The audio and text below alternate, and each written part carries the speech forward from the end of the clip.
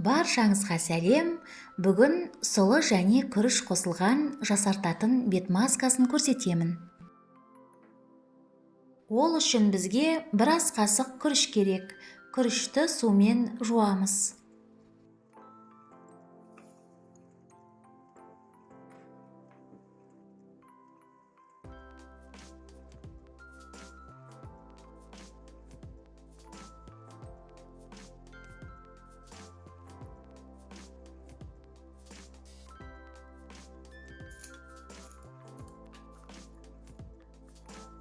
Ыдысқа жуылған күрішті саламыз. Күріш терідегі коллаген өндірісін ынталандырады. Үстіне бір ас қасық сұлы жармасын салып, 150 мг сүт құйып, баяу отта жартылай дайын болғанша орташа отта пісіреміз.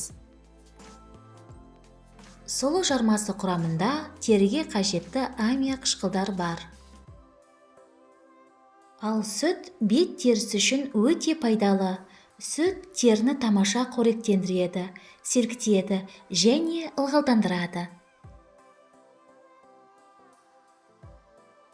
Дайын болған қоспаны суытып, ыдысқа құямыз. Блендермен езіп, пюре жасаймыз. Достар, егер мені қолдағыңыз келсе, каналға жазылыңыз, лайк басыңыз, видео рецептпен достарыңызбен бөлісіңіз.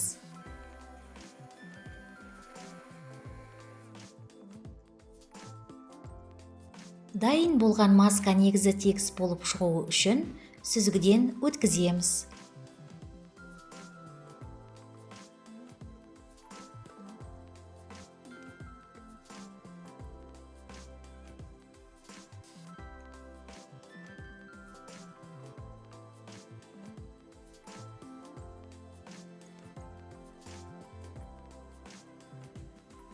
Дайын болған маска негізіне 1 шай қасық жүзім тұқымы майын және 3-4 тамшы шалфей майын қосып араластырамыз.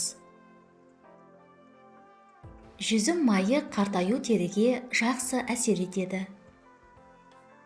Шалфей майы әжімдерді тегістеуге көмектеседі.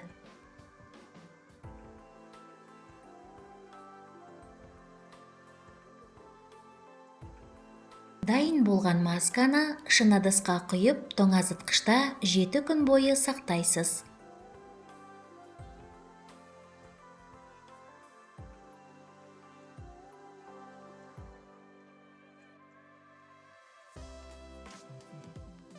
Масканы аптасына 3 рет қолыңызға, бетіңізге, мойныңызға және декольте терісіне жағып 30 минутқа қалдырасыз. Кейін қалған масканы жылы сумен жуасыз. Алғашқы қолданғаннан кейін-ақ теріңіздің қаншалықты жұмсақ, тегіс болғанын сезінесіз.